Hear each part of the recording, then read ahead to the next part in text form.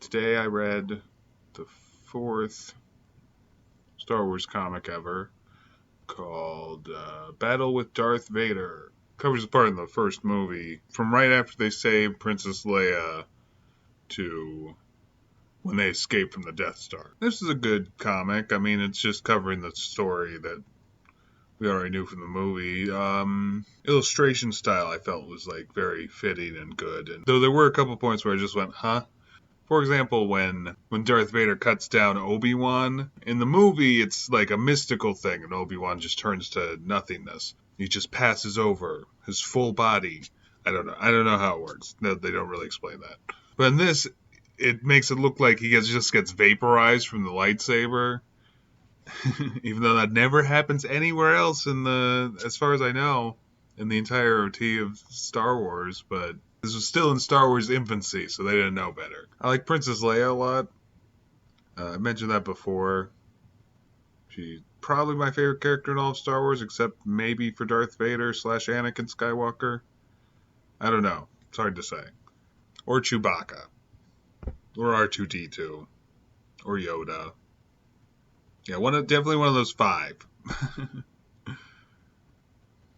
Until I think of one more. Or Jar Jar Binks. No, I'm kidding. And I think they do a decent job with her, but part of me wonders if they were just trying to make her kind of annoying. And it's strange because they do the thing in the movie where Leia and Han are like playing off each other, and you can tell that they like hate each other right away, pretty much. But then later on, remember when like Leia kisses Luke on his cheek in the movie, and she's like, just for luck. Here it's like they're like moments away from making out with each other, and that just made me think like the artist is shipping them really hard, really wants to see them together. And like, I mean, like that was before anyone knew they were brother and sister. But that's probably just George Lucas just making shit up for the third one, pretty much. Like, and this will throw a wrench in what everyone else thinks, type of thing. He does that a lot. Not dissing it or anything. I mean, it's his property, he can do what he wants with it. Or it was. Now it's Disney. Now he can't. But I can kind of see that, like Luke being the main character and Leia being the only female in Star Wars at this point in time, more or less. So I can see why a lot of fans would probably be like hooking them up together. But the right person won in the end.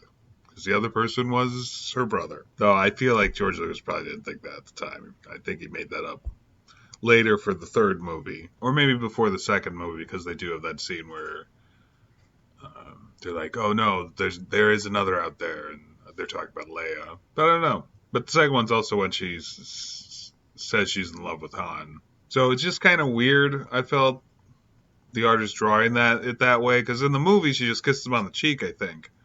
It's been a while since I've seen the movie. So it's just a little strange. Did I have any problems with it? Oh, something else I enjoyed was that though all the dialogue was basically the exact dialogue from the movie, many of the text boxes I felt had a lot of more information and more interesting things in a way for the artist and writer to do something a little original with the property, because they're just going through the movie right now.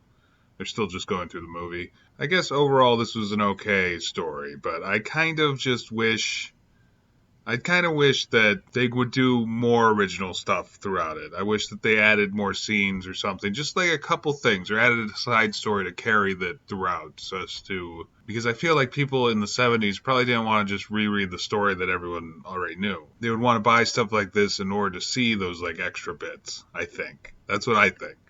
That's what I want. That's why I'm reading all of this stuff. I want all the extra bits. So that was kind of disappointing, just that there was not enough more to it. Like I said, the text boxes was basically the only thing that really like added a little more depth to everything. It's missing any real substance that isn't just copying the movie. Because of that, I'll probably just give it a 7 out of 10.